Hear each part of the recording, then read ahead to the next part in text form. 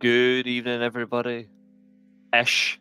It will be if you're in France, preparing for Backlash tomorrow.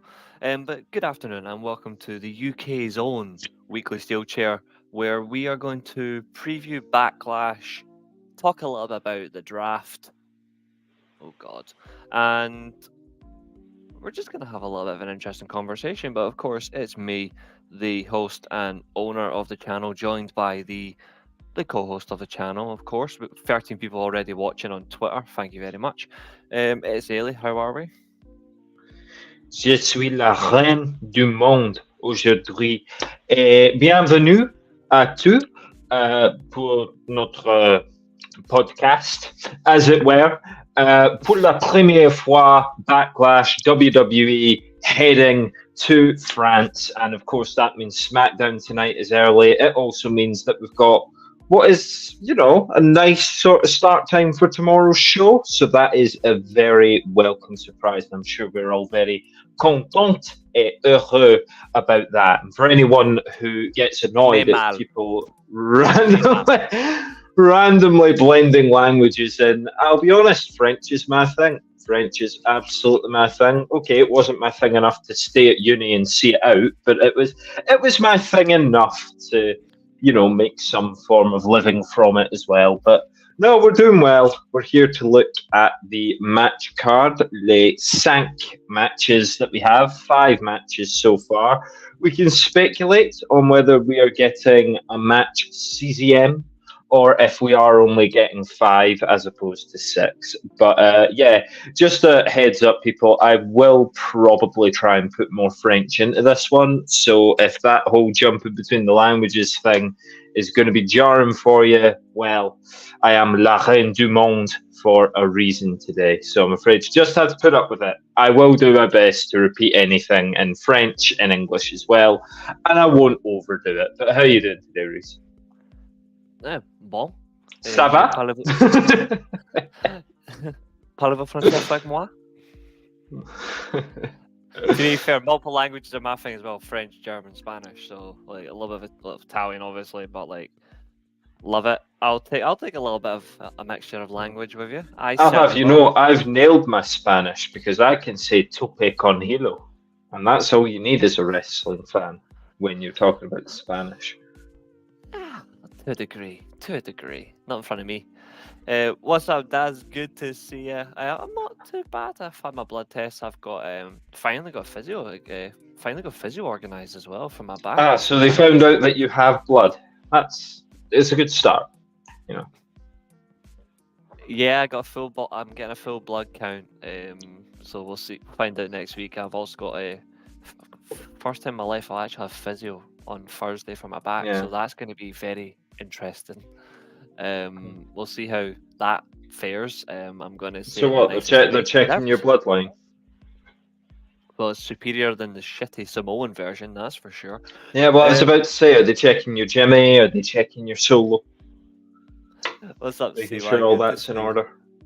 Yeah, they're doing that, and then again after that, it's finding out what's finally wrong with my back, or at least starting. We're gonna find out. So that's not gonna lie, a little bit nervous.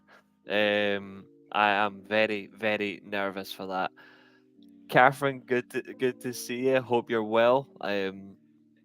Catherine, I've particularly interacted with on another channel, wrestling wise. So it's good to see you. Nice. Yes. Hello. Catherine versus Ailey is going to be very interesting. That's all I'm gonna say. Wait. What do you mean? That's all I'm saying. That's all I'm saying. And yes, Catherine, why would we be going to blows? What reason is there? Follow the point.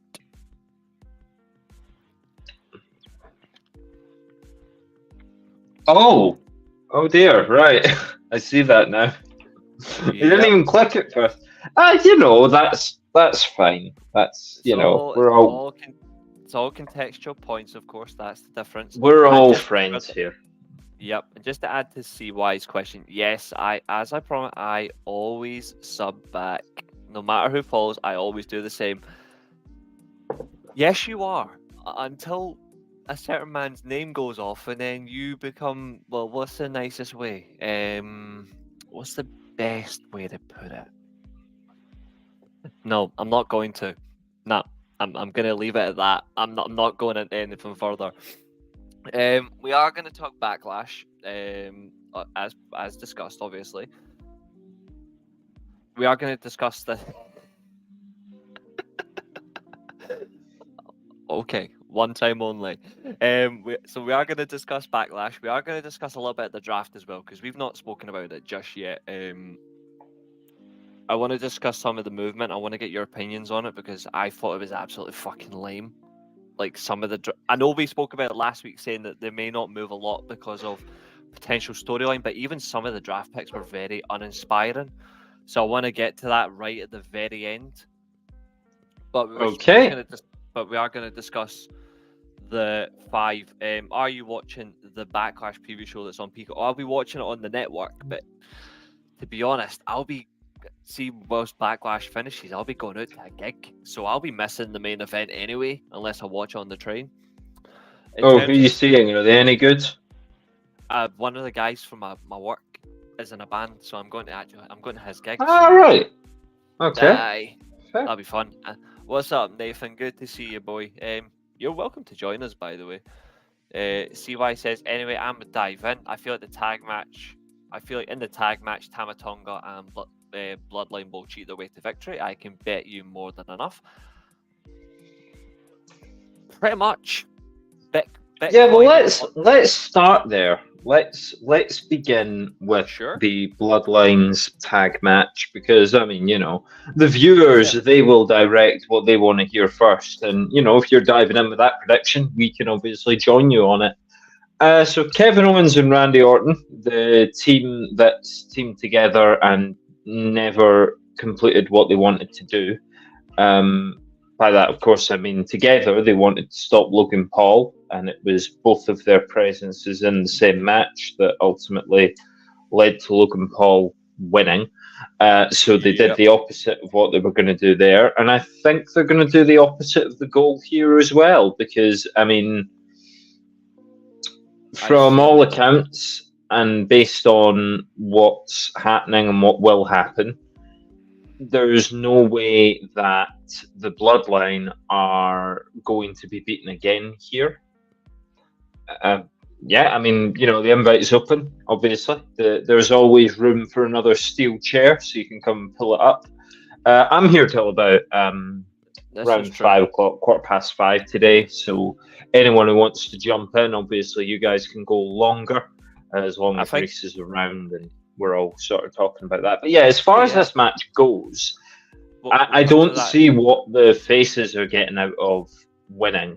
I think the Bloodline need to get heat again, because they currently don't have any. And of course they don't have any. I mean, they just lost. We just got the big payoff. But then you can't allow the heels to just keep losing. On TV, they keep losing. They've finally got a bit of intrigue about them again with Tama Tonga, the MFT. I still don't know what that is. It's literally just there is actually something for it, but it's very bloody lame. To be fair, I just call them Bitcoin. Oh, it's motherfucking Tama. Right. Okay. That's literally what it stands for, and it's embarrassing. And to be fair, and I know for a fact you'll agree with me on this, but Catherine's comment is literally spot on. He will get exposed. He is generally not that good in the ring. He's not that good. Like I stand by it. They got the wrong talent. They should have went for Hikuleo. Yeah, well, I'll go as far as say I don't think he'll be exposed here. I think he's a perfectly decent wrestler. I don't think he's a main event guy, but I mean, New Japan didn't think he was a main event guy either. But my main thing about that is this isn't the sort of match where you can be exposed. I mean, it's going to be a by the numbers tag match, and then third Bloodline member will come down and cost them. Hello, CY. Welcome. Hi. Pleasure. Yeah, how are we doing today? Good. Yeah. Good stuff. Good stuff. So let's throw over to you actually and see why. You obviously you're talking about the bloodline here. What do you expect from the match itself? Do you think that this is going to work well, or is it just kind of in the way? Me? Mm-hmm. Yeah. I think that just entirely depends on like how it ends. Like it could be like someone hits a razor's edge, 1-2, then someone comes out there and starts brawling the frick out of everyone. I feel like it's gonna end with cheating and with the judgment. With whoever winning this point. It really depends. Yeah. So we're talking about the this is bloodline. But yeah. So ending with cheating and having bloodline sort of reign supreme. It's completely valid in that sense to even just go for it. I think in terms of, we know it's going to be in terms of pacing this match, because again I've watched New Japan for years, watched Randy Orton since 2002. We know this is going to be slow as hell. Like this, in terms of match pace, this is going to be the slowest match on the card. So it might help Tama in a way, but in the circumstance, in terms of how he actually operates in the ring, I'm not convinced. I think the best way to get out of this is have him limited offense. He needs to do very minimal, because he's working in terms of how he works a match. He's not that good. Like I still stand by it. I think they got the wrong guy in. I think in terms of what they're going to do, or what they want to do with this faction, if they've got any intention, I think it should have been Solo with Hikuleo. I think we might. I don't know if it's going to happen, because I know he got pulled from creative meetings. I doubt you're going to see Jacob Fatu debut either. I think pulling him out of creative meetings is a very bad decision. But if he somehow debuts, there's only 2 matches he's generally going to have any form of presence in. This is one of them. But you don't get maximum impact if he appears in this one, in my opinion. In terms of running order, Nathan, I haven't seen it, so I don't know. But yeah, Cody should be the main event. Like, theoretically, he should be. Yeah. It should be that case. I think what we've got to remember, and it sounds weird to say, we're talking about like this match being really slow. Remember that's okay. It's not the point of WWE. I don't want that to be what I've said, though it kind of is what I just said. WWE aren't looking for your Dave Meltzer 6-star classic. They will have this match and it will get the point across. And the point that they're trying to get across is that the Bloodline are getting their heat back. Bloodline need to win. We're not looking for it in that sense. What I'm saying is we're not looking for the speed or anything. So frankly, Meltzer's always not going to be of interest. But what I mean is, like, not only do you actually need to get a point across, but you need to physically be able to work in a ring. Tama Tonga does not work in a ring. He just does not do it. He'll work well enough with what he's asked to do, but I think the way that you're saying that the match is going to be slow, I mean, it is. Based on, like, I wonder. Orton works specifically. Orton doesn't work. I just wonder why Kevin Owens, you know? I get that Kevin Owens has had this beef with Bloodline, but I feel like Kevin Owens and Randy Orton, the personalities work together, but I don't. They're not a particularly like intriguing tag team that you would think, oh, they can do a lot of like tag stuff together. Honestly, I would have preferred Sami Zayn and Kevin team up against them. That would have been much more relevant. I can see why they didn't do that. But yeah, I can see the point. But I could, even outside of different brands, I think, you know, Sami Zayn got the IC title. He doesn't need to be mired in with Bloodline stuff again. Like, you know, we can basically, Sami Zayn's moved past the Bloodline for now. And will they cross paths again in the future? Almost definitely. But Sami Zayn's doing a solo thing, and Kevin Owens has nothing really to do, but he's like too big a name to keep off the card. And if they wanted a tag match for Randy Orton, I reckon this is one of those shows that they wanted John Cena to do. To be honest, I think you could have left. He just couldn't make it. to be honest, I think you could have left Kevin Owens off the card and you could have just replaced it with another title match. Like Logan Paul versus Randy Orton would have been far more sufficient. Well, this is what I'm coming on to, is it doesn't have to be a Bloodline member that costs him the match. I wonder if they're using this to keep a fire under the Logan Paul stuff. Obviously, Possibly. Logan Paul has been like really quietly involved in Bloodline stuff. Like, by this, I genuinely mean he's just been sort of like respecting the Bloodline, applauding the Bloodline. He doesn't want to be part of the Bloodline. He's just a heel that likes another heel. You know, the Bloodline haven't made it clear how they feel about Logan Paul. I don't think they have an opinion on him. But I think that if Logan Paul wants to keep the heat going, and obviously, I imagine he'll be at the show anyway, because he seems to love WWE genuinely, and I'll look at this guy real quick. We're likely to see probably one of those like really lame segments, like the like lame talk segments. He could well be involved. He could. I mean, I feel like, you know, he's so close to the UK, and I don't know what his French audience is like, but no idea. I mean, I don't he's know. a megastar, so you'd think that megastar's still got, you know, enough of a following around different countries across the world. You'd think it's a bit of an open goal to get him involved in as many of these international shows as possible. I am surprised he's not on the card. I'm especially surprised because, okay, they don't have a French person to go for the belt. But just even the idea that you put the US champion on a show in France, the idea being that, you know, France don't like this American who goes over there, cuts the promo about how much better America is than France.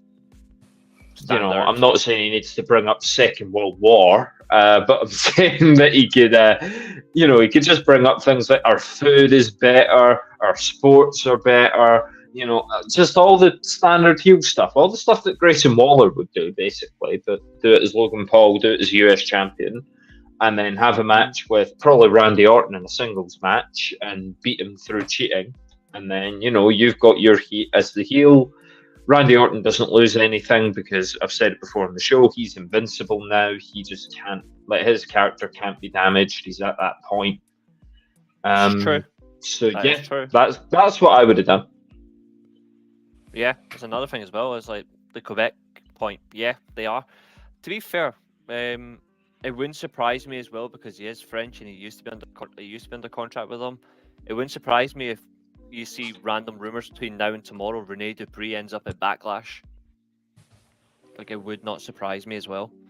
As that, obviously he's competed in that. Fuck off, stupid thing.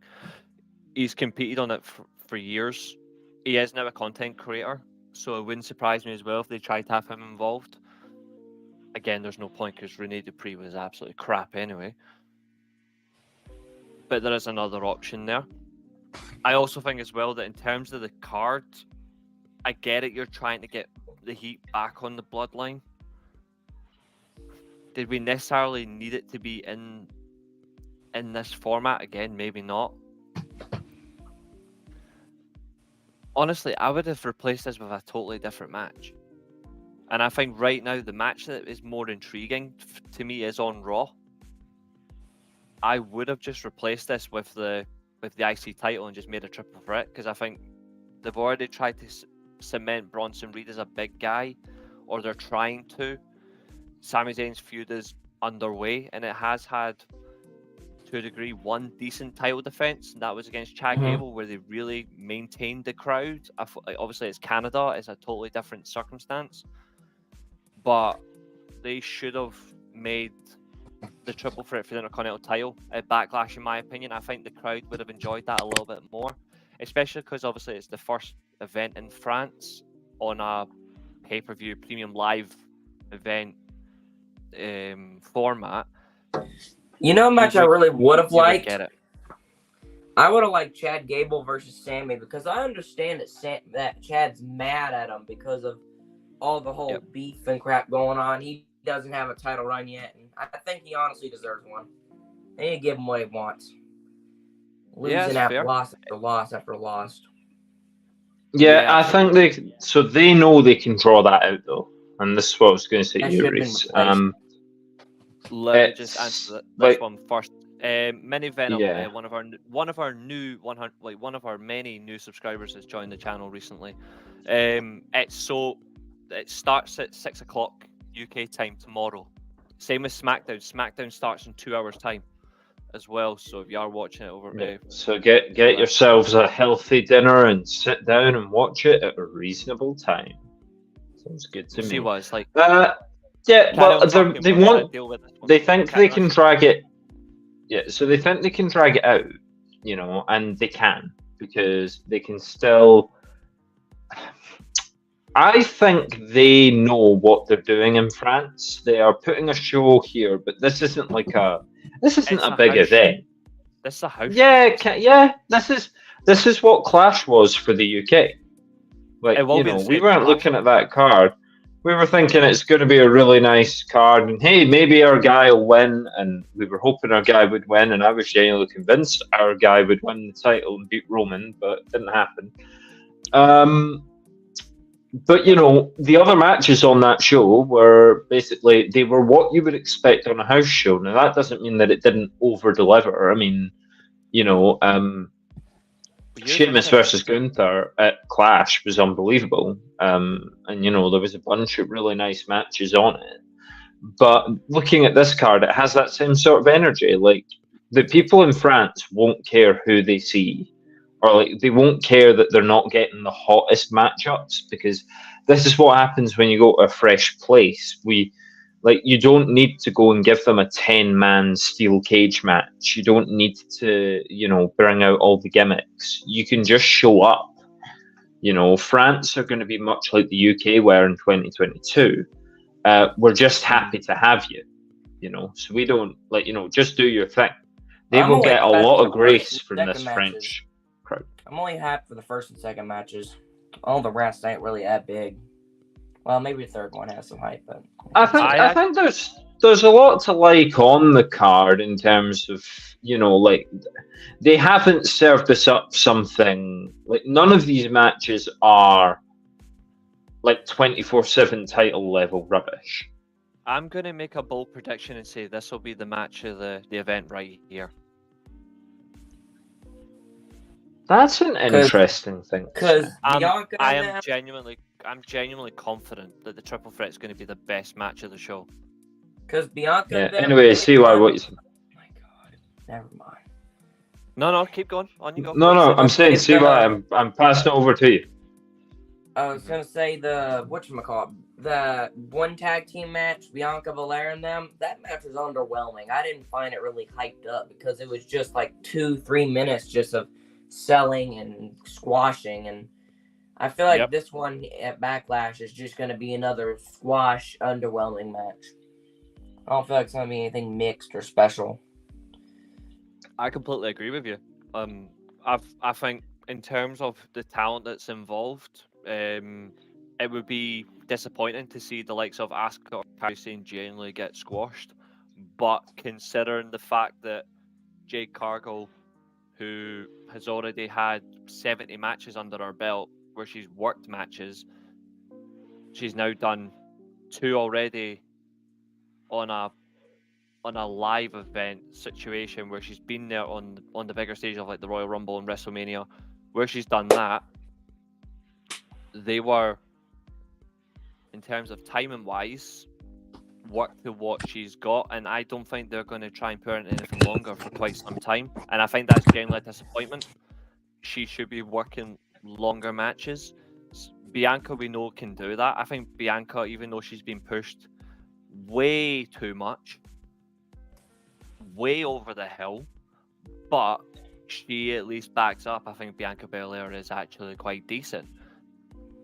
But I don't disagree with you. I think this is going to be a squash, and I think Jade's again going to get the pin. She's probably going to pin Asuka, and that'll be it. This match will probably go 5-6 minutes.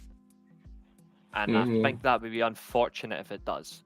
This should be given time, especially because you want to see Jade actually showcase what she can do in the ring. You want to see Bianca hit some moves as well.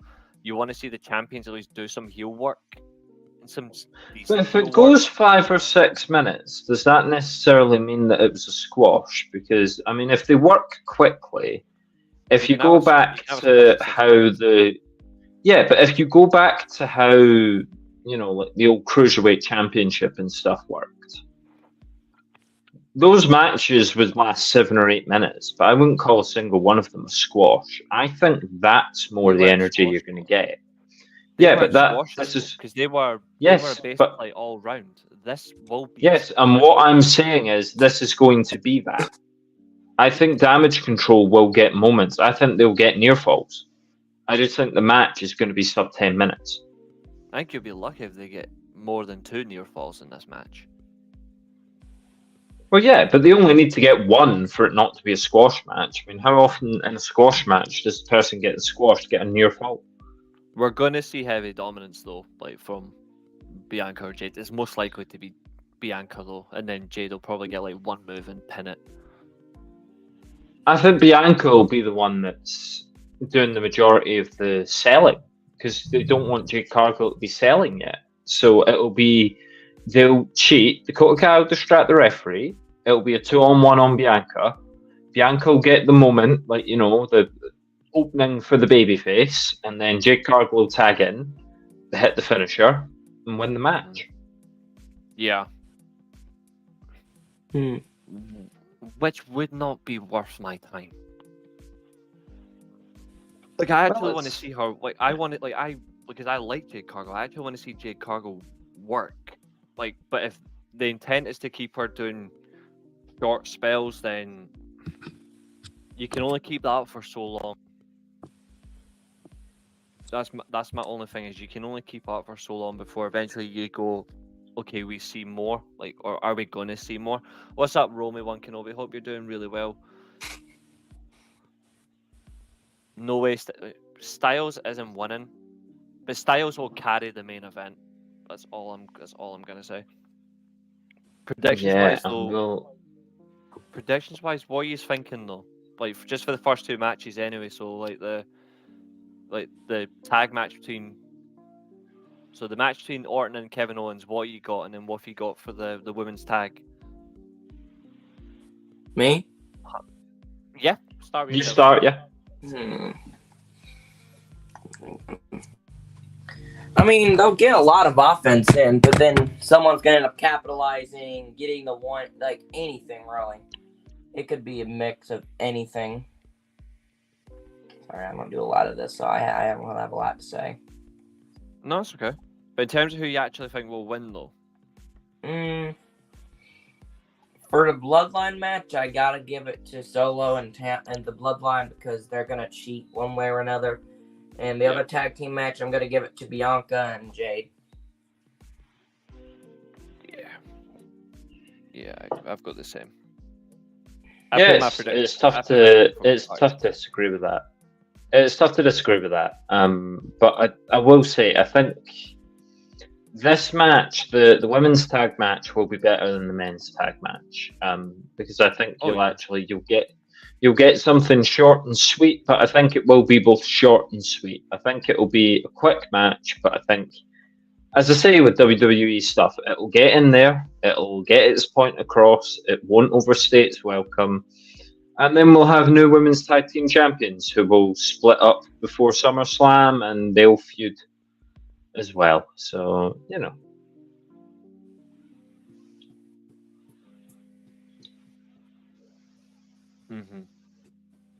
So I think we've all got the same. We've all pretty much got the same predictions so far. Then. Yeah, it's easier to do that with a 5-match card, though. I mean, there's only so much you can disagree on without being completely out of your mind. Yeah, absolutely. Now, what do we move on to next? Triple threat. Well, I think that we'll work our way up, and we'll talk about triple threat next. This could be a lot of fun. I think it's hampered by one of the competitors. Give me something to eat. I declare. But my tummy's getting. I don't get Naomi at all. I don't think she's particularly good at anything. She's went so from working I think, good match. She's went from working good matches to being off pace. I don't think she worked good matches at any point. She has. I've seen a few. She's went and worked. The problem is now she's working below pace. This is like something that does not help her at all. I think when you look at her in the ring where she was moving quicker, she was able to get across. I don't know why she's now working slower. There's no need, especially when she can move quickly. But this actually would be a significant option if they did do that. They could have done this. Like, it was right there for the taking. Again, I wouldn't do that personally. I think the bloodline needs something different anyway because they've not got anything significant. Yeah, but it doesn't need that. It doesn't need Naomi to be there and emasculating all the guys in it.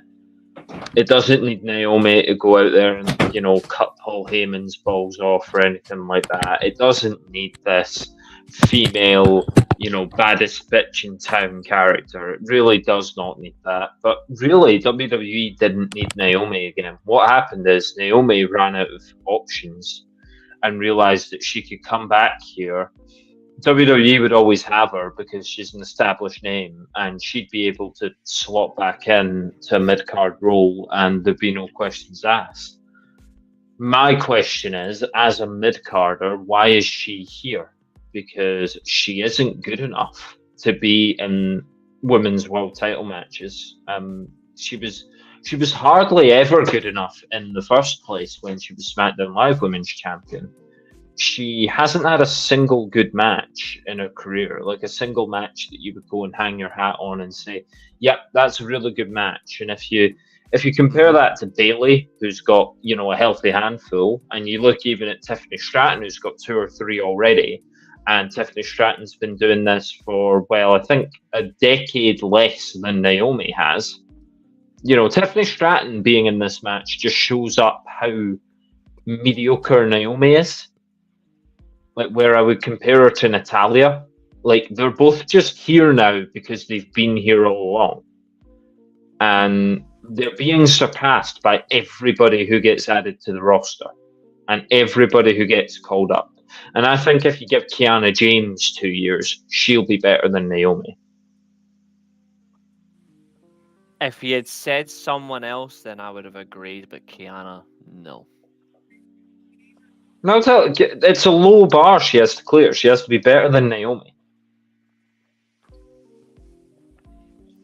I think when you look at it as a whole, I don't think she's awful, but I think she's decent. I'm not going to say she's great. Like, I'm not going to say it in that. Yeah, but again, you might be on a bit of a defense because she was, for some reason, the Knockouts champion. I mean, that's how struggling. That's how dire things have got for TNA. That she had one good match there, and actually no, that's a lie. She had 2. She had one good match with Jordan Grace, and she had one good match with Mickie James. But in terms of actual circumstance of it, it's how you utilize her. And again, I'm not saying you need to use her as a championship contender. Mid-card would have been fine. Like, I've got no distinct issue with that. When I look at who's actually floating around the roster, this could have been just fine with just Bayley versus Stratton anyway. I've got no issue with that. Tiffany Stratton is improving a lot. She has a gimmick that is getting over. How they use her in this way going forward is the key. Because when I look at it, she's far more interested in Charlotte Flair. She's far more interested in Becky Hogan.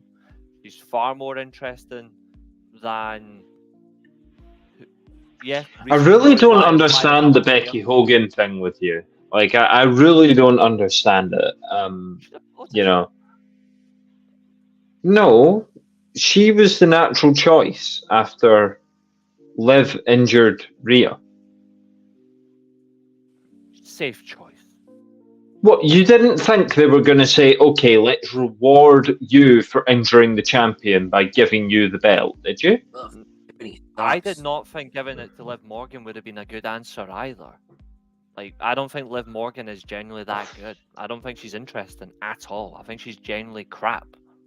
Speaking of an interesting opinion, I mean, Romeo and Kenobi's there weighing in. That's a take right there, and I like that. I can't agree with it. I don't know who she is. Really, Mariah May. I know that she's the one that's been, not having matches and tagging along with Toni Storm. She is having matches. She was literally in what? Okay, where are those matches happening? Is it Collision? Is it Rampage? Collision and Dynamite. She was in a match with Anna Jay on Dynamite. She was in a match with Serena Deeb on Collision. Oh, so she's getting matches on Dynamite now. That's good to see. She's getting she is getting matches, yeah. Yeah. No, I disagree. I can't. Yeah, I can't say that someone who they were scared to put in a match for several months is better than Tiffany Stratton. Respectfully, she's got more experience. She's got far more experience than Tiffany Stratton. Far more experience. Yep, and since when has that matter? I was literally just talking about someone who has far more experience than Tiffany Stratton, and she's woeful. They're also the exact same gimmick as well. Okay. Yeah, but Tiffany gets over, and Mariah May doesn't. I don't know, Nick. Expect this to be a Alright, so watched by about the same audience as Collision, to be fair, at this rate. Yeah, to be fair, she was. Yeah. What are you saying, CY? Yeah. Anyway, I can't see a title change coming here. Man interrupted. Yeah, I can't see. What were we asking? I can't see a title change. I ain't getting a chance to say nothing. I asked what you were saying. What's up? What are you saying? So let's debate something. What if Liv Morgan and Tiffany Stratton all fought in the ring against each other? Who do you think would win? Tiffany Stratton in 5 minutes. The reason why is Tiffany Stratton has a more variable move set.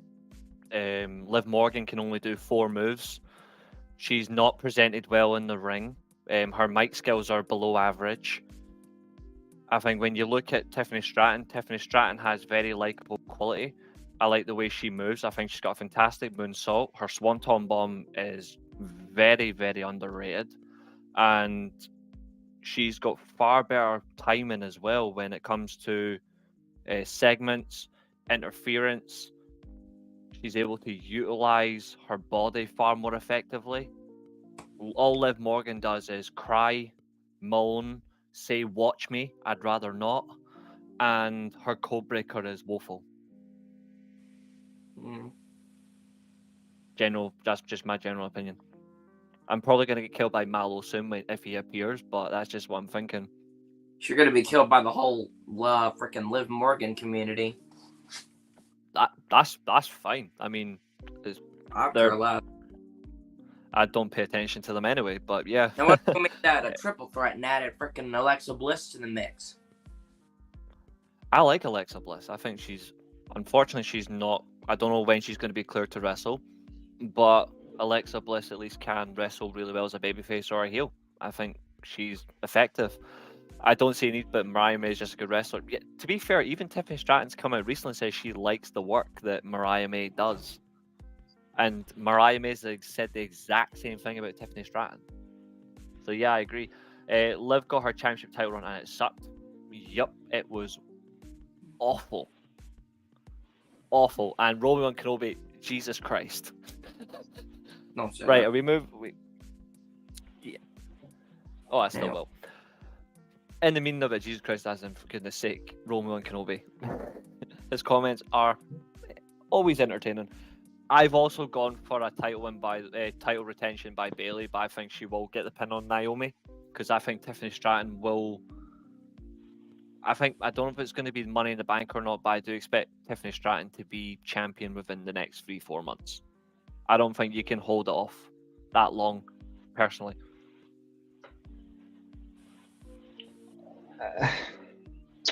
No, I think they will. I think they will wait longer than that. But I don't think they should. I mean, I don't see the title changing here at all. And I think that's a good thing. You don't want Bayley to lose it right away. She's a solid enough worker. She can have,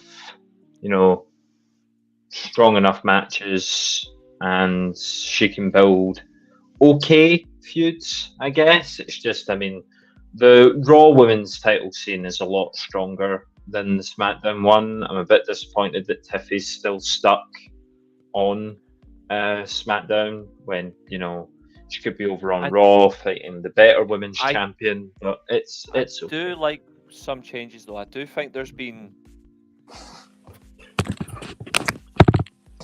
are two changes that SmackDown actually have that I think is very useful for their women's division. The first one being Belair Davenport. I do think she didn't do anything. She didn't do anything in NXT. I always find it weird when you call them up and they didn't do anything in NXT. I think that putting her on there means that they've got confidence in her to go and do something. And I do like her work. I think she's capable of it. The other one, though, from a heel standpoint, just checking shit heel stuff, is I do think Chelsea Green is a very smart move to SmackDown. I feel sorry for her that she's not going to have the induction by Samantha Irvin. I think that's unfortunate because they've replaced SmackDown announcer with the NXT announcer. Like, she's now been swapped round. So we'll see how that goes, but I think they've really let Chelsea Green down in that way that she won't get the Irvin announcing, but I think she's a good announcer. What are you saying, CY? I kind of expect this to be like, no offense, I don't mean to be rude or anything, I don't know if there's like a whole lecture thing. Say it. I mean, I feel like this is just a whole lecture and stuff. No offense. Carry on. No, speak your mind. I just did. So you're saying it's a lecture because we're just predicting it, or just the way it's coming across to you? Which is fine. Kind of a mixture of both, I'd say. Okay. Okay. We're all for like views and stuff, and we'll take any sort of feedback on board. I don't know what you. True. So I don't know what you think we were going to do. I mean, we're talking about the match, talking about what we would do instead. We're analysing the card and we are previewing and predicting it. This isn't a thing where we sit here for 8 minutes and say we think this one's going to win, this one's going to win, this one's going to win, that one's going to win, and this one's going to win, and then just disappear. Like the shows are a bit longer than that. We like to go a bit deeper into this. And I suppose the other thing that I'll say is like, yeah, we've all got our different styles of how we talk about wrestling and things like that. I think there's got to be a level of respect shown, I suppose, like to the other people who are talking. And there's got to be a level of respect shown when you, especially, and I'm sorry if this sounds up ourselves here, especially when you come on as a guest. Like, I wouldn't go on to someone else's radio show and tell them how to present. And I'm not saying that's what you're doing. I'm just saying don't try to direct the show. And remember that if you're bored, the option is there for you to, leave or whatever. But we're going to talk about what we're talking about. And you're welcome to get involved. You're welcome to interject. But cut me off. To say that it's just a lecture, that's the word that isn't sitting right with me there, because we are talking about how we feel about these people. We've done that for as long as we've had the channel, and we're going to keep doing that. So just wanted to make that perfectly clear. Just in the background, because again, it's just in interest of just like the fact is it's just a live podcast. It's completely fine. And this is fine. Like mid conversation, guys in the chat as well. Like get your comments in by all means. Like I appreciate this. What I'm about to say. what do you feel like you would just change then, CY? Again, that's fine. I don't mind that at all.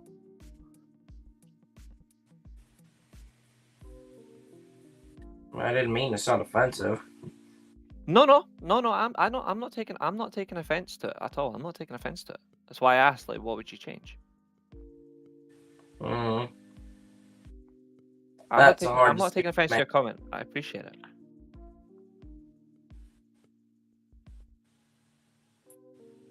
Okay. That's fine. That's not a problem. Okay. This is comment here by Roman Kenobi. So Roman Kenobi says Kobe versus AJ, two former Bullet Club leaders. One of them was a leader. Going at it, I'm excited for it. Hopefully Cody doesn't land on his arm again. Yeah, that we're gonna bring that up because that was awful. I'm getting pinged. No Raw or SmackDown men's tag matches. Sucks a bit. Yeah, that is a letdown. Again, it does feel like a house show. It could have been a little bit better in terms of the card, and I'm going to say this now, I think we're going to get the exact same minute. It's our turn at Clash. I think it's going to be a slightly similar of booking, but what more can you ask for? Eh? That's what you're lamped with. So if we've all gone for, Bayley retains this title then. Yeah, I think that's obvious.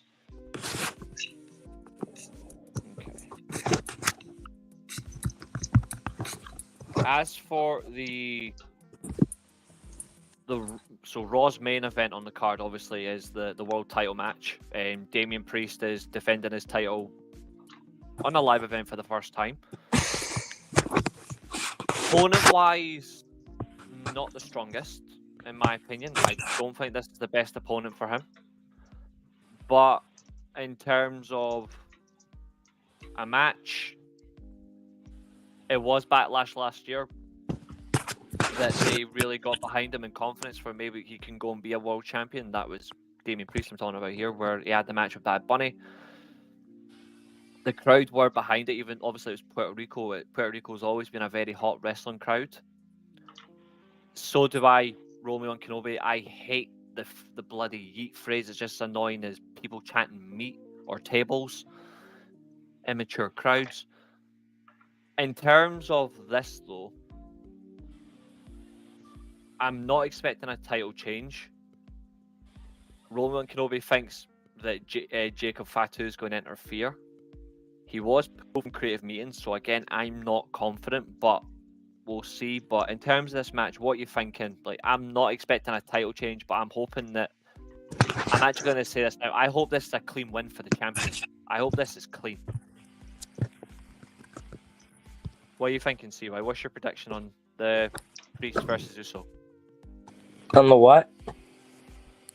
Priest versus Uso. What are you thinking? I think Uso may win. Unless we have more Uso might win this one. Okay. If you were based on an interference, or you think what are you thinking? And also, like, do you think this will be a good match, or do you think it'll just be okay? It'd be good, I'm sure of. Okay, that's fine. And are you going for Jey Uso to win this one, or are you going for Priest? I'm going for Uso. You're going Jey Uso to win. Okay. Yeah. Very bold. Very bold. Eilidh, what are you thinking? Well, I think it's going to be interesting to see Damian Priest have his first title defense. We're going to see if it can actually feel like a world title around his waist, or over his shoulder, however he wears it. And this is Jey Uso's 5th chance at a world title, so I can absolutely see the standpoint that Jey Uso has to win here. This is probably the one that's most up in the air, because Judgment Day have slowly been sort of turning. It's almost like, the real leader, Rhea Ripley's not there, and Judgment Day have been really tense with each other. Damian Priest saying that he doesn't need any of them, and that they're embarrassing him, and that they're holding him down. all that sort of shit. So there's a real opportunity for Jey Uso to win. Yeah. I think Drew McIntyre might have something to say about it.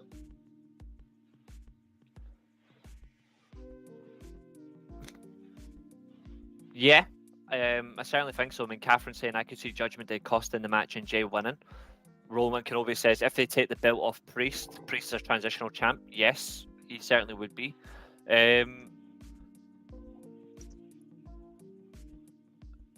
This is another thing though, and this is a circumstance. In this main event alone, in terms of the two involved, they have, since WrestleMania, had the lowest rated segments on Raw. Each one, like, together, their segments have been the lowest rating on the card. When you look at that, even a title change, I don't think is enough, because I do not think these two are any worth of a draw for the Raw brand. At all. Frankly, even if you were to change it,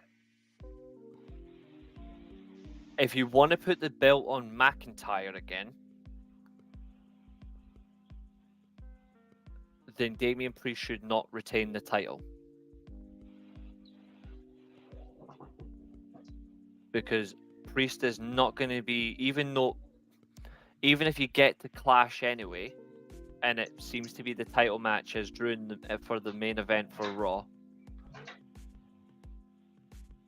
you're not going to have a heel versus heel world championship match.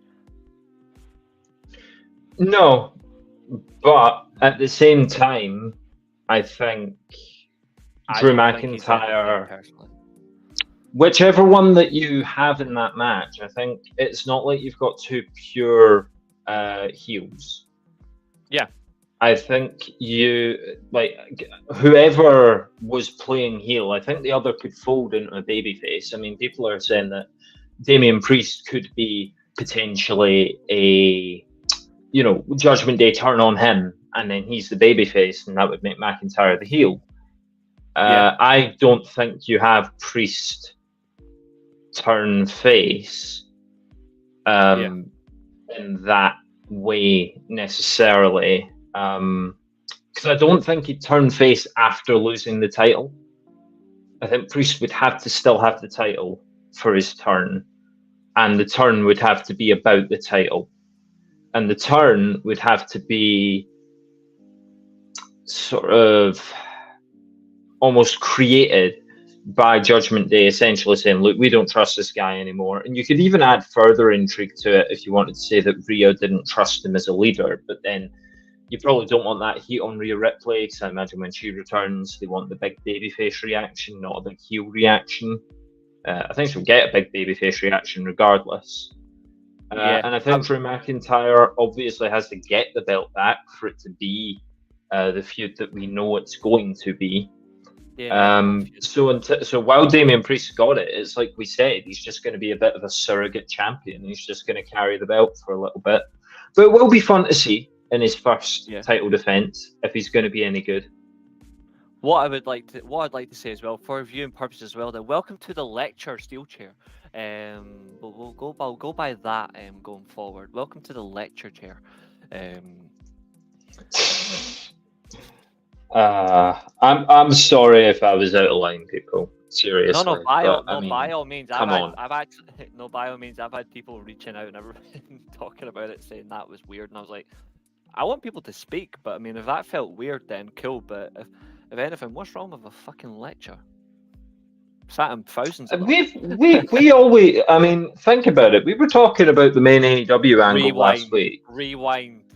Yeah, we were talking about the AEW angle last week, and I think it took us 30 minutes just to talk about Tony Khan taking a gut punch.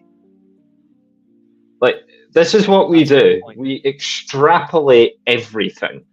So, I'm sorry, maybe I woke up on the wrong side of someone else's bed this morning, as King would say. But maybe I'm just not in the best place. But nah, it just hit me wrong. Anyway, it's okay. We're here now. We've recovered. Again, shout out to our good friend CY there as well. No hard feelings there. By all means, say what you want on here. I'm not gonna like exactly exactly. It's your channel. Say whatever you need. I asked them what you would change because I've got no issue with that. If someone's got something they'd like to change, something they may think is a little bit different, say it. I don't care. If anything, I appreciate that. But then I didn't get an answer to it technically, so well, we roll on. Yeah. Fuck's sake. So for people looking, yeah. Jeez. I don't think you're allowed to say that. That's mean. That's mean, Kenobi. You know that. No, I mean, this isn't TikTok. We're not going to give our thoughts in 3 minutes. I can't. Anyway, I'm trying to move past this. Well, I mean, what do you think? Like, Damian Priest does just feel surrogate, doesn't he? Yeah, I think he does. I think the thing is, though, is like, I think Damian Priest has some. Oh shit! Here we go. Here we go. I'm staying out of this. I'm staying out of this. The thing is, I think in terms of Damian Priest, I said it to you before I went to Money in the Bank that we kind of. I know I predicted LA Knight to win. I know you predicted. I think you predicted Damian Priest at the time. I didn't think he was the right person to be into that world title main event scene. I think he's always been just a mid-card champion at best. I think in terms of where he fit in with the Judgment Day at the time, I think, you know what, mid-card is enough. I will say this, though.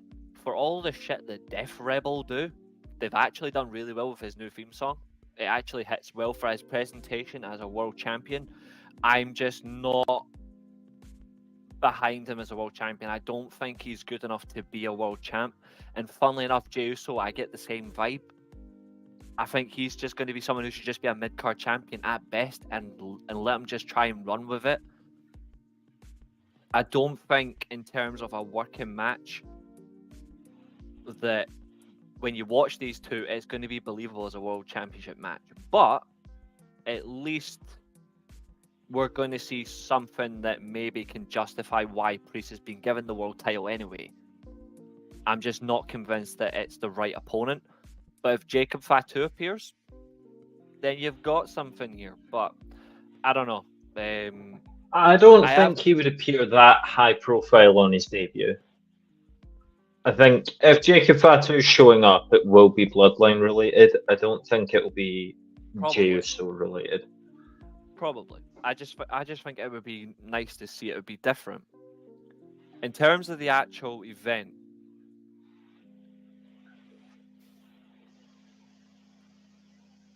there's something I want to ask you and I want to ask the chat as well. See, in terms of the actual match itself, how long would you give these two?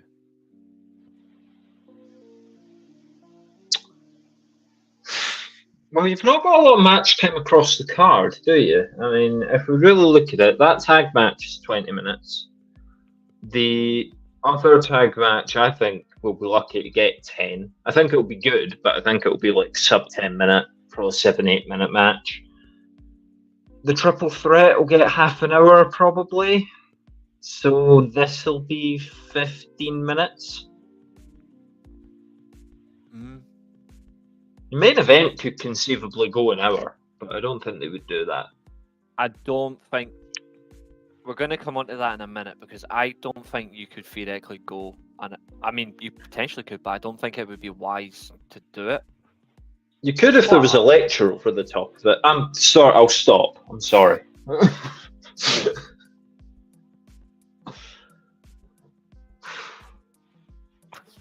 Okay.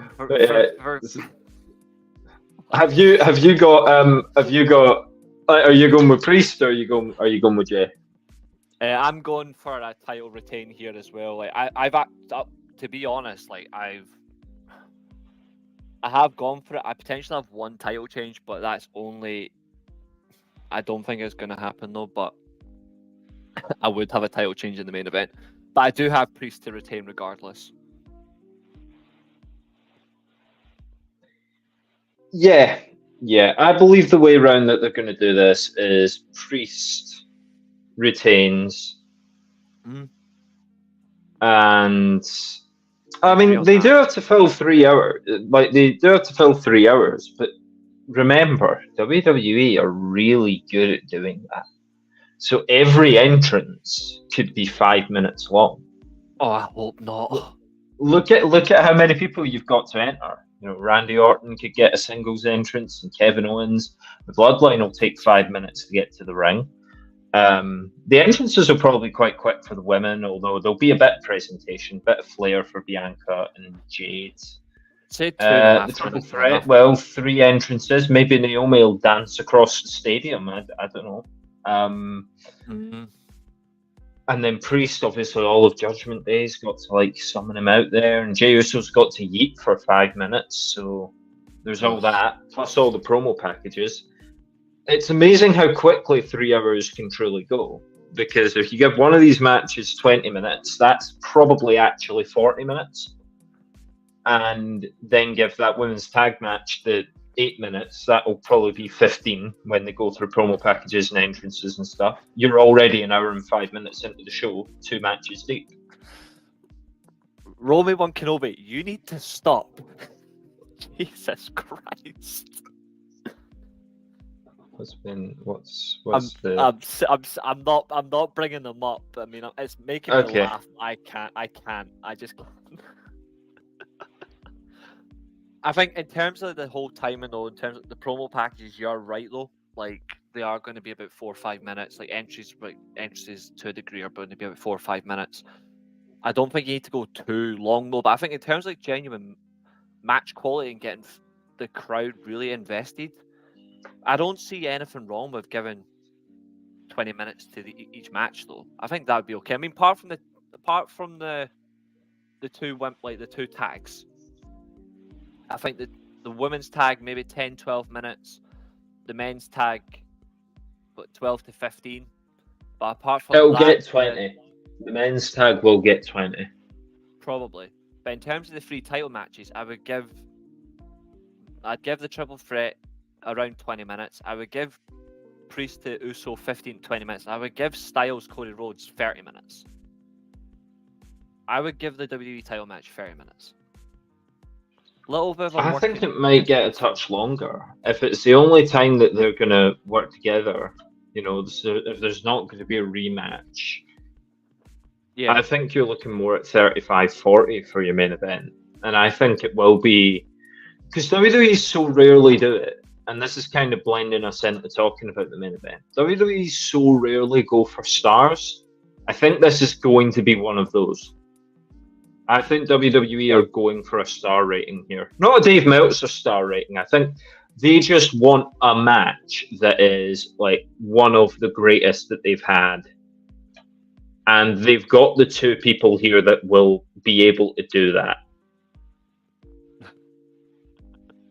Goodness sake. That's harsh. If Cody's dog doesn't take a Styles clash, I'm rioting. That's a tough move to hit on a dog. I mean, I'm not sure we want to get into the conversation of what moves are easy to hit on a dog, but maybe a calf killer, but nobody wants to do that to a dog. That's just horrible. No, because you just snap the little thing's leg right away because they don't have the knees the same way. Their knees go the other way. Maybe Mia Yim does a quick appearance and hits Brandy Rhodes with a steel chair. That'd be cool. Which, funnily enough, I did say would be very involved, the steel chair in recent conversation. I can't believe they had that happen. I can't believe they had Kenny Omega take the chair shot. One of these guys is going to die in the ring on their program, and then they're going to have to answer for it. I did tell you it was going to happen. I would rather Brandy take the Styles clash. She would get a style change at least. Brandy Rhodes. She'd take it better than Tony Khan took that TK driver anyway. Yay. She can take, to be fair, she wouldn't take any. She mini moose. Right now, I'd rather watch Dustin Rhodes make it. Fuck's sake. We are he? going to discuss that. I missed that. I hope we're not going to discuss that. No, we're going to discuss that very bad Cody cutter though. But I want to just discuss this match because again, I think we know in terms of sides, I'm more of an AJ fan than I'm a Cody fan. But this match as well, obviously he is working a heavy schedule at the minute. Cody Rhodes, again, this seems to be his thing. He's working it like an 80s champion. He's doing scheduled events. He's continuously doing the heavy schedule. He's doing, I think, 14 events in the space of 18 days, which, again, that is literally what Ric Flair and Harley Race used to do. That's what Steamboat used to do. That's what Sting used to do. Again, I'm referencing NWA because Cody Rhodes is working like an NWA champion. The last I mean, not according to people who like only watch the TV, because I mean, I obviously, you've seen that post circling that Swerve had 3 matches in 1 week, and it took Cody Rhodes 3 weeks to have 1 match. And it's like, no, Cody's been doing the live events. He's had more matches than anybody.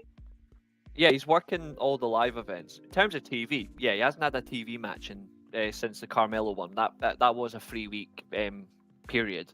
Yeah, he's still taking the same bumps every night. The only difference is a camera isn't on him, or to be honest, the camera's on him. He just isn't shooting it. Cody's really good. Cody's a really good wrestler, and I think he's one of these people that we've said it about AJ Styles for such a long time. I think you could put just about anyone in the ring with Cody, and you're gonna get a good match.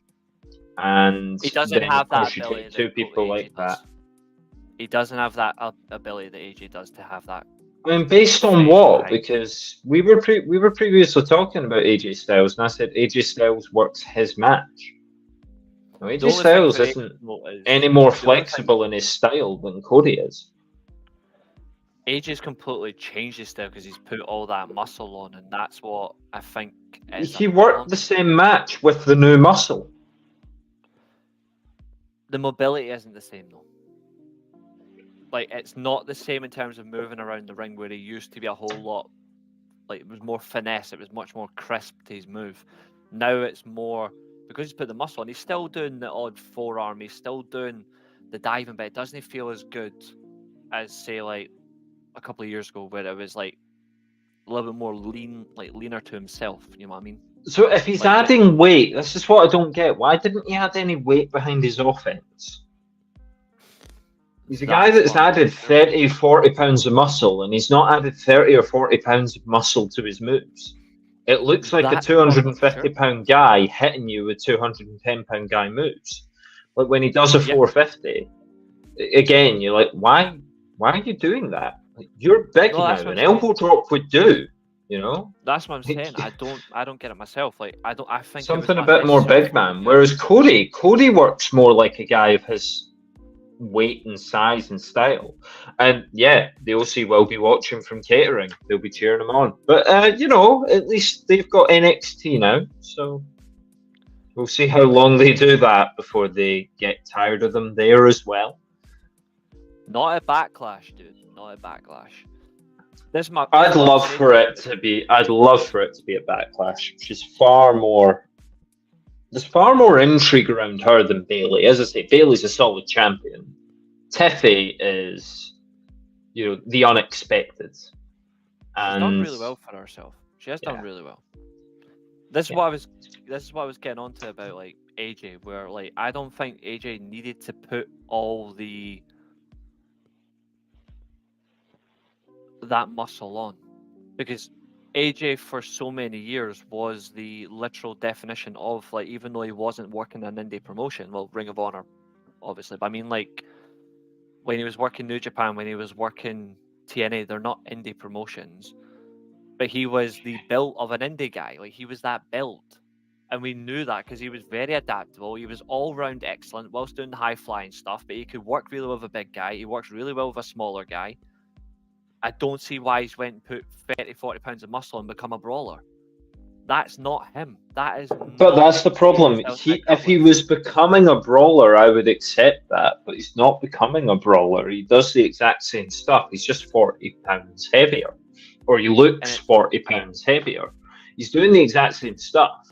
All of his offense is about how quick he can strike. He's not doing things that are like, I'm bigger than you and I'm gonna out wrestle you. It's, I'm quicker on my feet than you. And that's great. And AJ Styles has always been great at that. But then the size creates a weird juxtaposition where you've got this really big guy, but not like, it's not big enough to be impressive like when Keith Lee did it. It's not impressive enough like it's a giant like Braun Strowman running around. Because, and I know it's massively different here, but okay, Bobby Lashley throws his weight around in the ring. Everything Bobby Lashley does, he's a heavy guy. If AJ's trying to be a heavy guy, he's got to do more with his with the bulk of his muscle. Less to do with sort of like his Japanese strike combos. They're nice, they're pretty, they're ineffective. And now he's the size where you would look at him and go, do you really still need to be using a Japanese strike combo? Could you not, like, do something else? Maybe even mix it up. Have your Japanese strike combos, but then also, like, you know, just hit someone with a hell of a clothesline at some point. Or, you know, connect with some kind of, like, when I look at his moves, big body move. When I look at his strike moves in particular, so the Pele kick, when I look at his enzuigiris, his drop kicks, which has always been sublime. When I look at those particular moves, even like when he kicks as well, to like the hamstrings and all that, because all that weight is put on now, I'm looking for the sense of, for example, if he kicks someone in the hamstring, say a Cody, I'm looking for Cody near enough to have a dead leg straight away. Like one kick to the hamstring now for all that weight he's put on. I'm expecting his leg to physically fumble. I'm looking for him to be down. We're not going to see that. If I see him do like a drop kick, I'm looking for where he kicks him. He's going to kick him to the point where he rolls out to the floor because it's the maximum impact. It's not going to be. It's more or less where it's going to be the standard where he takes the drop kick. It's still going to look nice, but he's just going to be down where he maintains a level of control in the ring. Like if I see him do it, I want to look like he's actually physically knocking him out. Yeah, and it doesn't help that heel AJ Styles doesn't work any differently to face AJ Styles. And again, it's fantastic matches, but the only reason really that we've to be booing him now is that he wears rougher gear and has more muscles. Like, yes. You know, he doesn't fight heel necessarily. Even if you look at the LA Knight match, he was just fighting his match and doing it with a mean look on his face. But the underhand tactics weren't really there. This is true. That headlock was really poor. But also, like, that headlock wasn't the worst thing about that match, though. For me, it definitely was that springboard spot they both did together. I don't know if that was intentional or not, but it really did not look right. But also, the way he landed, it looked genuinely uncomfortable. I haven't spoken to you about that, but I want to get your opinion on it. So on the botch, most particularly the landing as well. Yeah. The landing was worrying, but I think there would be a lot more panic in the air if Cody wasn't just sort of selling it, working it.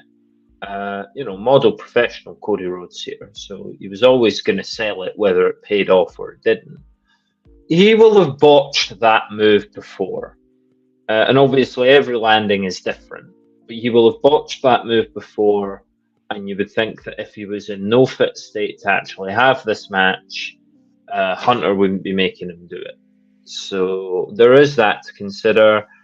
I don't think it should put a mark against Carmelo Hayes. I think Carmelo Hayes is really good. I think he's better than Trick Williams. I know you think that. I know he's I got- think differently. I think Yeah, differently. I think he's got a higher ceiling than Trick Williams. I genuinely think Carmelo Hayes is in that sort of Braun Breaker level. Like, he's future main event or future world champion. You've just got to get the right moment. And a heel Carmelo Hayes is definitely the right moment. So it was also, it said a lot to me that that Carmelo Hayes is like one of the first matches for Cody in this reign. Like, it says a lot about what WWE think of Carmelo already. But like, yeah, okay, you go mix it up with Cody. And it's not like that spot's anyone's fault, really. You know, things happen, especially when you springboard, you fall off the ropes, or you catch the ropes in a weird way. You'll have done it before. I don't think it's worth He looked like he overdone it, in my opinion, the way he actually leaped off the rope. Yeah, I don't think it's worth sort of, diving into and completely like setting him ablaze over. I would say that there are 5 or 6 worse botches that happen every week on Wednesday night television, but that's just my opinion. Yeah, although I'm looking just for the sense of it where, like, not trying to like gloss up or whatever. I'm just saying, like, it was really stupid in the manner of, we've already seen it once already. He's now going for it again. It's the repetitiveness. The match was awful anyway.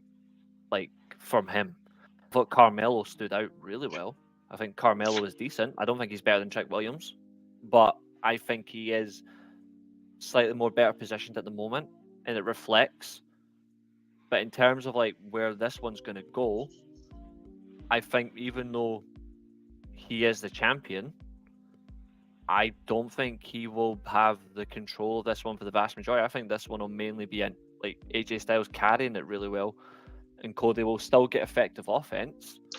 I'm still expecting him to win this one as well. I think he will retain it. But the worst thing about it as well is it's also come out today as well that apparently WWE don't have a big time direction for Cody until Rock and Roman return. So what do you think on that as well? That's quite concerning. I think you've got to be careful about what big time direction means. That means like an actual big. Yeah, but they could genuinely just be saying, look, we won't know what Cody's doing at Mania until we hear about Rock and Roman. In terms of making it feel big time, Dusty might have booked himself to lose this match. Probably like would have, against AJ Styles. He might have booked himself to be like, this is my first like big PLE defense. No, I'm going to go and lose it. And I'm going to go and lose it because it gets more heat on the heel and we can then have the rematch. And, I mean, just smart sort of politicking here, Cody. Being a 2-time WWE champion is a lot better than being a 1-time. But, no, I think he will retain. And I think we've got to be careful when people throw words around like big time, because big time is subjective. I would take big time to mean that it just means what he's going to be doing at WrestleMania, what the sort of the next chapter of the story is. Because we're in the current chapter right now, and the current chapter for Cody's new story of defending the championship is proving himself again. So he proved himself without the belt, and now he's got to prove himself with the belt. And if that means he works through the usual suspects, AJ Styles and Finn Balor and Shinsuke Nakamura and the other people who get given title matches and never win them, Kevin Owens, if he's got to work through that roster to ultimately lead to his heel turn, then so be it. The big time direction, I think they mean that they don't have a big feud planned for him, which is unfortunate because there is a name they could actually throw in the mix to have a good title run, not title run, a good title match with, build over a few pay-per-views, it could work. Where did the report come from? WN, funnily enough. Ah, funny that, isn't it? Because obviously they'd be able to sit you down and tell you the big-time plan Swerve Strickland's got right now. Again, I'm not into whataboutery, but I do find it funny how WON just throw this around. I mean, the reporting is getting worse. Dave Meltzer's tribalism is getting worse. It's getting harder to defend. It's getting easier to see through. And I would be careful, especially if it's Dave Meltzer saying big time. He's basically trying to say, yeah, WWE won't be doing anything. But watch AEW over here, because Swerve Strickland's going to fight, Trent Barretta. Except he's not trying to draw it to that audience at all. He's just reflecting purely on them. Again, I don't particularly care. I mean, I just want to see. He's got to be careful saying things about big time when he's currently like mouthpiece number one for a company that's got a world champion with no contenders. So don't throw that boulder while you stand there in your glass house, Dave. That's what I would say.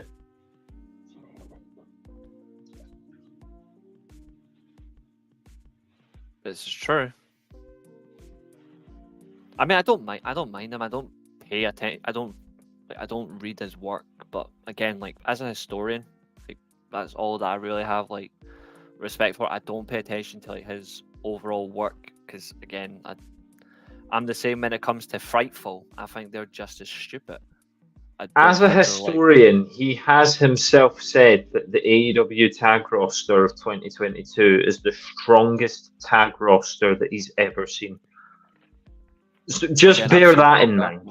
Like I've seen stronger. Just bear that in mind. Yeah, but he reports it as fact. This is my problem. When I jump on here and say I've got an opinion, I say I've got an opinion. I think Naomi's the shit. Yeah. That's me. If you love Naomi, you love Naomi. Fantastic. Dave Meltzer would report it as fact. Dave Meltzer would go, and Naomi is shit. True. Source WON. Like it's just, I don't respect Dave Meltzer. I also don't respect a guy who has basically become like the be all and end all of this match was good, this match was bad. We're all guilty of like star rating stuff, absolutely. But the fact that his seems to hold so much gravitas while not meaning anything, because he can talk all he likes about like Danielson and Ospreay being the best match ever held on American soil. But how many people saw it?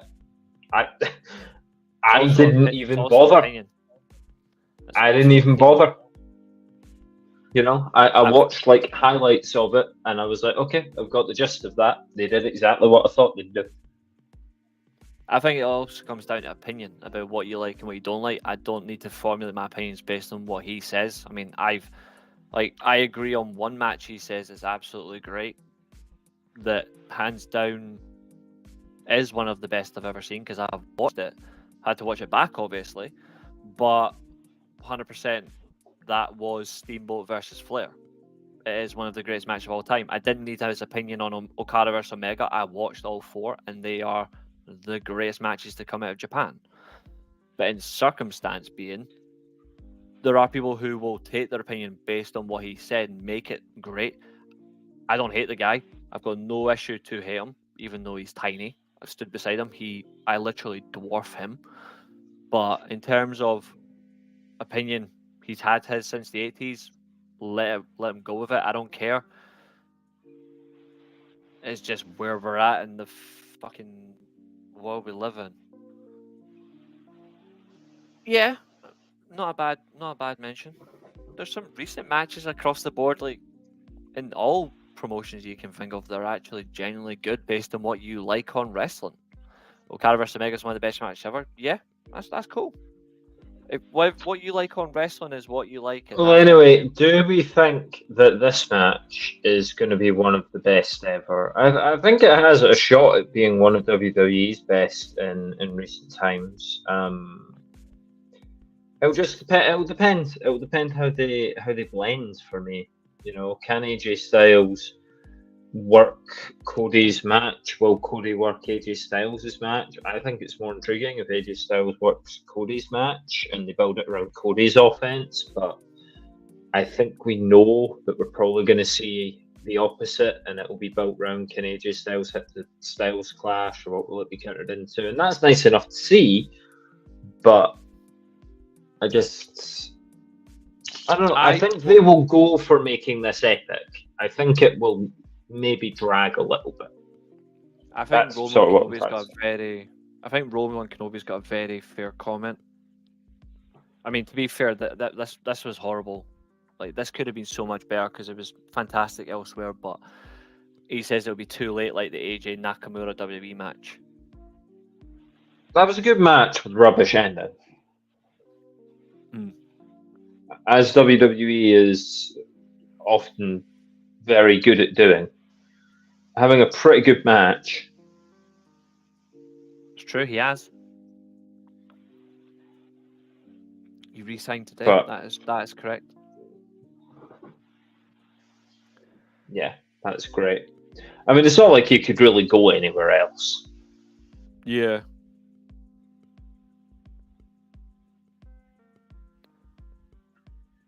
But yeah, I suppose that could bring us to the end of the card. I mean, you got anything to add about Cody and AJ? I think in terms of what it is, like, I would like to see a little bit of ingenuity with how they try to deliver. I think the key as well is how they go for like the signature offense. So we already know how he's going to implement the phenomenal forearm, but I want to see him try the Styles Clash a little bit differently. How he's going to set that could be more effective as well. I think, like, for example, like I was thinking, like if he tries like the phenomenal if he tries like the Styles Clash, but it gets countered into a figure 4 leg lock, I think that would be very interesting. Like, I want to see the dynamic of, on a technical sense, be more implemented here rather than just an actual fight. I'm just not sure. I think it'll be okay. I just don't think it'll be more than that. Unless they do work to one particular style, I'm not sure. It's the right opponent to pick AJ, though. He's the right opponent to pick first. They're just too similar in a way of how they want to work a match, and I think that could hurt it a little bit. Yeah, one of them's got to switch it up, and I think it's got to be AJ who does it. But anyway, so to recap the predictions, then match 1, I've gone sort of going bottom to top. So match 1, I've gone Bloodline. Reece has also gone Bloodline. We've got the same predictions, yeah.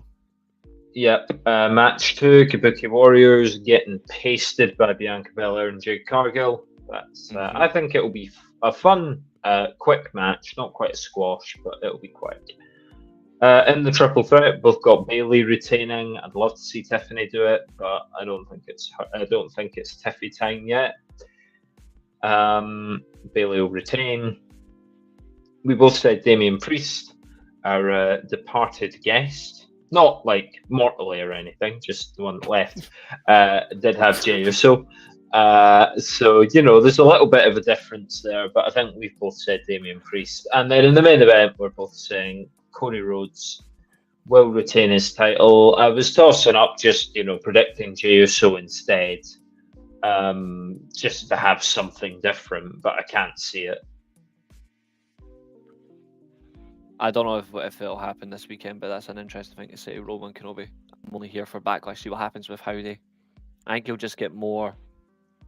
Well, with Braun Strowman's return, maybe we're getting closer to something. It's likely, Catherine. It's possible. We'll see. One of them might surprise you. Maybe. Don't know.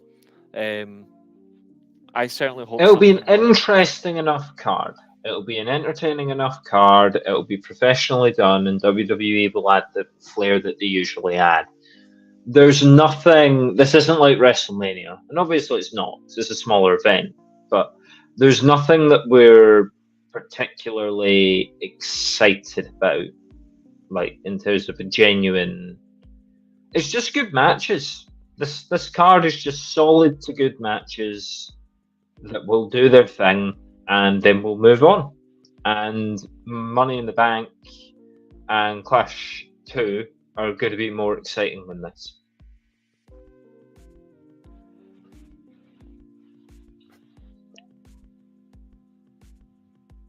They might. But again, you don't have to do much if you're going, like as I said at the top, they're going to France for the first time. So this is like a fresh audience. They just want to see the wrestling. So they don't have to overdo it. I have a feeling they might do the exact same when it's Clash as well. No, because they've been to us a couple of times. They'll need to do something.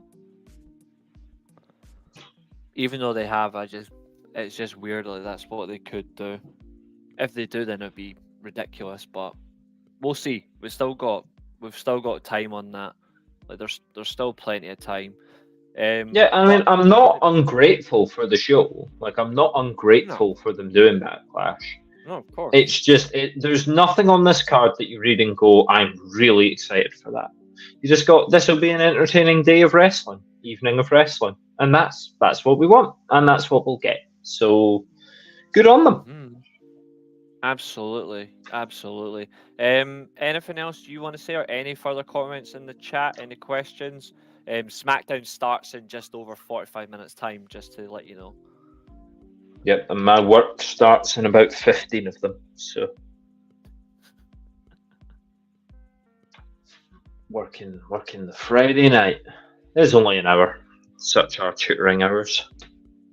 Decent. Anything else you've got?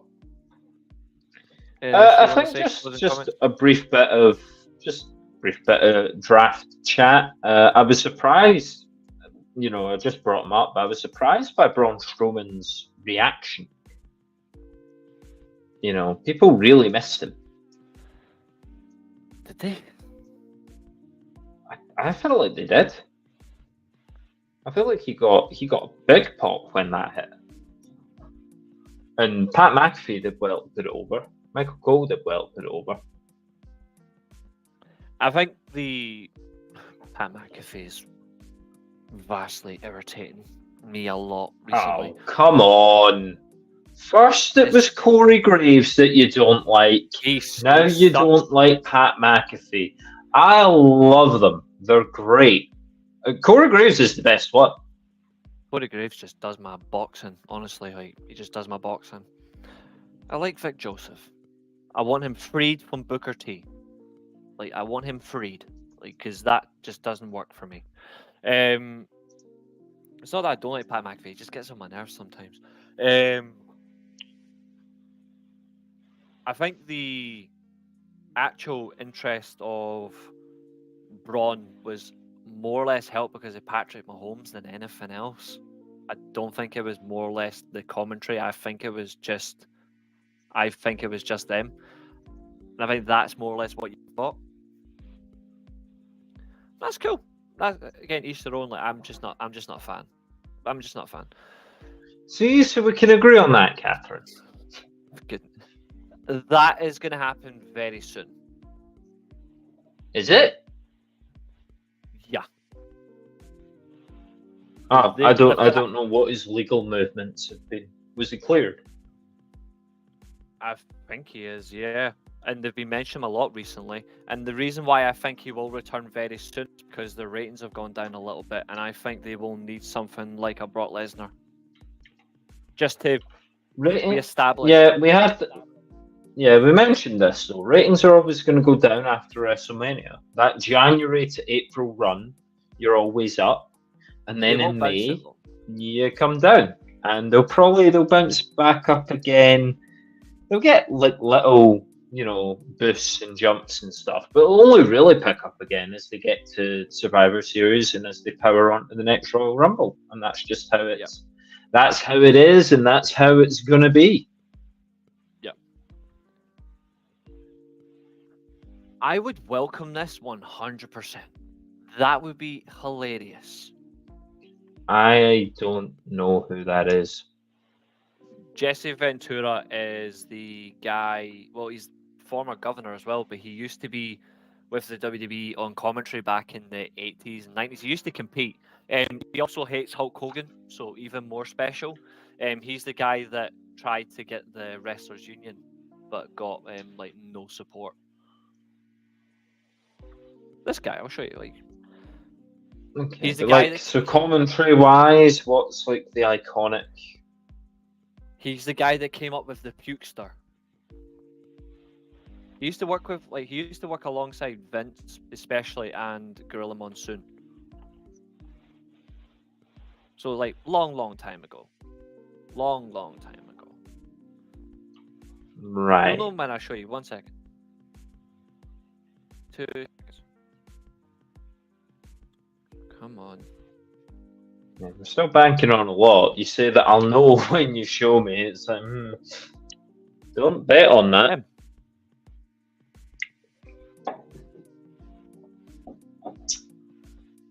And he was a wrestler, that's right. No, that's Jesse the Body Ventura.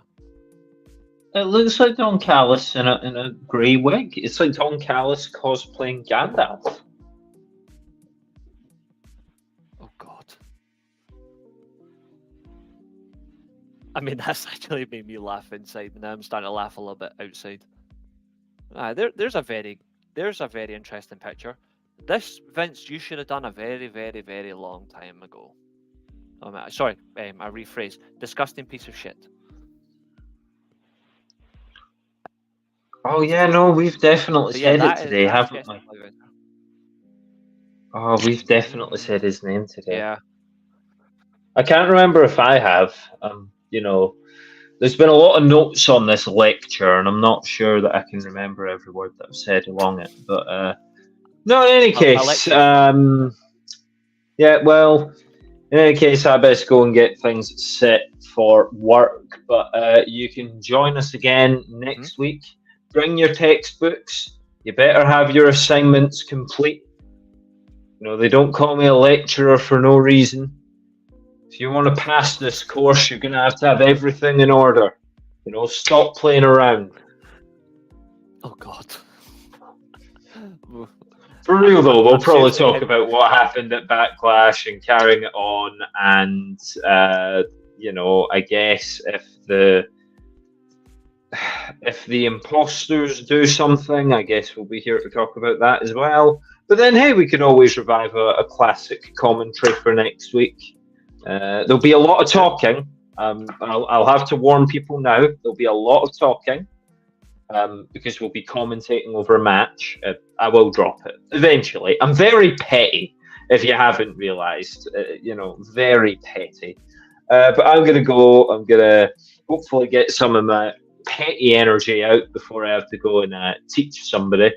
But I will be back to teach you all again next week as we discuss more of what's happening in the wacky world of wrestling on the weekly lecture while sat upon the weekly Steelchair. But Reece, I'll let you do the outro, my man. I'm just heading off to now.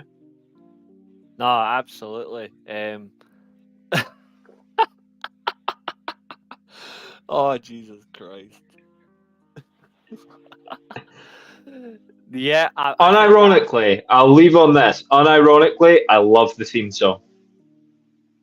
I mean, to be fair, it was actually brilliant for early 2000s. It was. I think it's one of the best themes they've ever done. Like, for a theme that suited a gimmick, I think Right to Sense was fantastic. Anyway, I'll be back next week. Reece, you do the honours. Absolutely. Good seeing you. Well, the magic retains. Sophia, what's happening? Hope you're good. I'm not too bad. What's up with yourself? Fill me in on the information. My back is fucking killing me, but fill me in on the info. Guys, I'll probably stay for about another 10 minutes. So if you guys want to ask me any questions, give me anyone you want me to answer, fire away.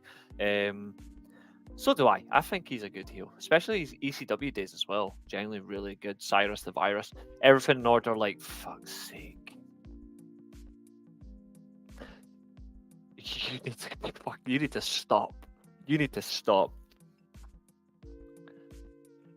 I think it's been an interesting show. Welcome, of course, to the weekly lecture, where we will lecture you on language, we'll lecture you on history, anything in general.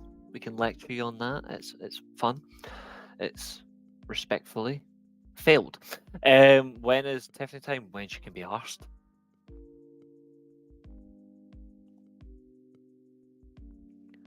Ah, come on. Eilidh's nice. Known her for a while. A couple of years, the podcast. More or less just that. Don Callis is Guy. He's cool. Got our opinions. Strong. And that's what I like. I like strong-minded opinions. People just don't give a shit. They'll just talk. And at least they'll back it up. And I think that's the key. I think I'd rather someone just spoke their mind than they don't. And that's the circumstance. Mariah's better than Tiffany. I think they're both equally fine in their own right, but Mariah definitely has more experience. And I think it does show. But I do like that Tiffany's personality is shining through at least. It's just what they're going to get. Oh yeah, she's admitted that she is. She's admitted that.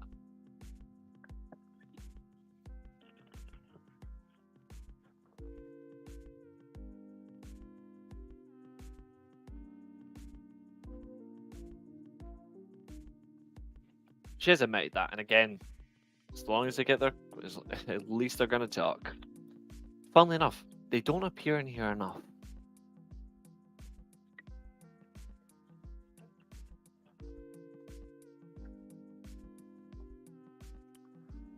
Who's that wrestler that did a crazy soul stunner finisher? Sol Ruka?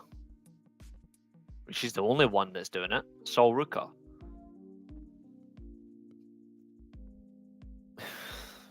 Roman One Kenobi, you are going to go on a timeout. Stop it. Jesus Christ, you're worse than Catherine. You are worse. But there is 30 people watching, so thanks all for that. It's been a pleasure. It's been fun. I don't think NXT is that good, by the way. Just saying for anyone that's watching, if you're an NXT fan, I think they're not as good as they're intended to be. I think they could be a whole lot better.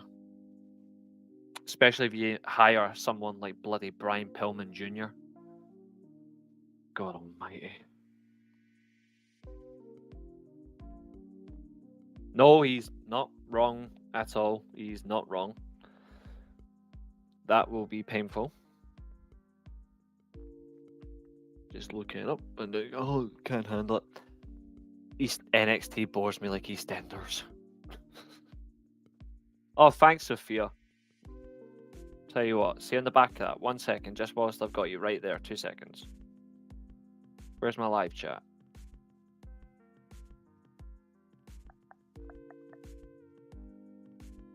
Tell you what, cause I do it as well when I'm watching. You like my vibes? Oh, thanks very much. I appreciate that. What I'm going to do is I'm going to follow you back as well, literally right now. There we go. Sophia Martin. Follow. Yeah, I'm not a fan of Lexus King. I mean, I know that it's because of his relatives. I think that passed away. I think that's who he's named after. But I just don't think he's that good. I generally don't think he's that good anyway. I thought Pillman was supposed to be the next coming of Jesus Christ. Well, if he dies quickly, then he could. I don't know. I don't think he's generally that fun. When you look at his work, he's really quite poor. His matches, even his promos are really weak. Like, his promos weren't that good in AEW either. Like, I thought his segments were really poor. Even in Cincinnati, when he went to the Cincinnati show with MJF, it didn't work. Like, you could see that he looked clunky. And I think that's really going to hamper him going forward. I think that's a reflection. Bad move for him. Well, not the bad move in that way, but I don't know where he goes. I do like Ethan Page, though. I do like him. He might end up back in TNA, I don't know. He might fit in well in NXT, but apart from that, I'm not sure. Like, I think Ethan Page has went down a little bit. I think he's running Ring of Honor really summed up for him. That was the end. He hasn't been the same in a long time. I think working with the firm really let him down. I think that's something I will say. That was not good booking at all. I thought that was quite weak for him, and it's quite a reflection. I didn't like what he was doing with the Hardys either. I think that really summed him up. I do like him. He started his own promotion. Oh, fair enough. Not bad. Not bad. Who do you reckon will challenge LA Knight? I don't know. LA Vice? I don't know. Yeah, I agree. I liked when they were a team. That 300 plus day tag reign was superb. But we should have had. Well, that was obviously regarding Paige and Alexander, and then it got to Alexander Omega. But to be fair, TNA was doing the work, and then it got pulled. Omega versus Alexander got pulled, but I don't know why they never bloody done it. Like, I don't know why they done it. I like the fact he's a genuine old class brawler. Like, I think as a brawler, I do think he has good work. I'm just not sure what the end goal of him is going to be. I think if he was going to be a world champion or a champion by now, he should have been. I think they may have lost out on time. I still like him. I like the work they did in other promotions. I'm going to say this now. Even though he was good in Impact, I preferred his work in NWA more. I thought his NWA work was so much better.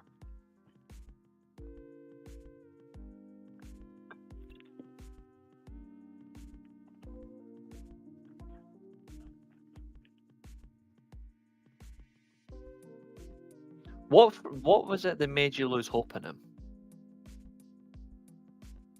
LA Knight is okay. He is growing on me. I think, you know, the worst thing for LA Knight is he's in the wrong era.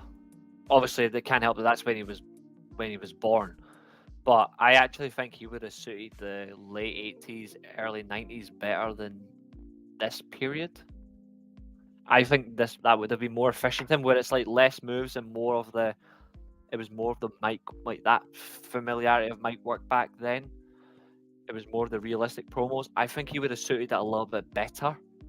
I think he would have been really good as a foil for like the Horsemen, or even like Ted DiBiase going into WWE in the 1980s.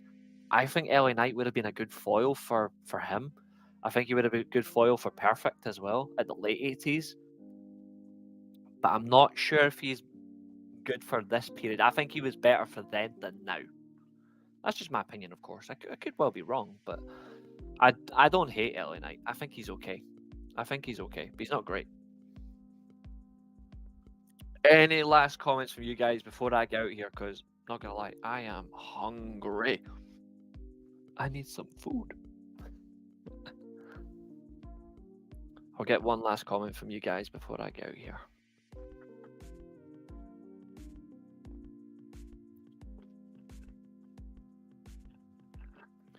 Yeah.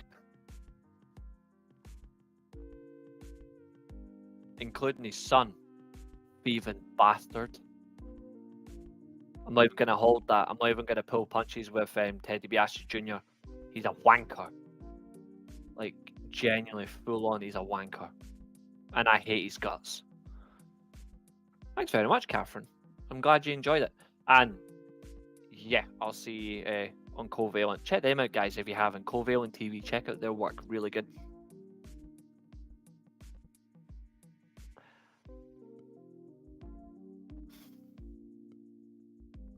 Probably.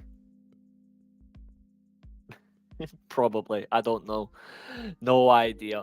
But guys, thanks for watching. It's been a pleasure. Just over an hour and 49 minutes. It's been good fun. It's been an entertaining show. But in the process, it's been a pleasure. So I will see you all later. Hit that subscribe button. Check out any of our other content as well. But in the meantime, I'll see you all later. If you can, try and enjoy Backlash. Otherwise, watch 80s wrestling. 80s is a throwback of entertainment and joy. Sting versus Steamboat, Wrestle War 1989. Do your homework. Bye for now.